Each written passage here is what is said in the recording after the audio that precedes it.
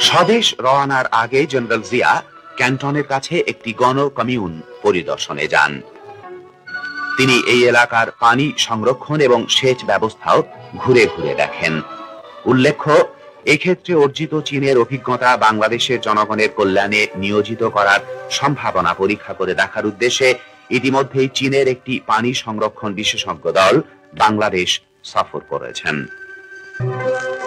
চীনা জনগণের আত্মনির্ভরশীলতার প্রকৃষ্ট উদাহরণ কমিউন ব্যবস্থায় পল্লীর বিপুল জনশক্তিকে উৎপাদনমুখী তৎপরতায় নিয়োজিত করে জনগণের ভাগ্য পরিবর্তন সম্ভব হয়েছে। আর এই সমৃদ্ধির সুস্পষ্ট ছাপ বিদ্যমান রয়েছে খেতে, খামারে, সর্বত্র।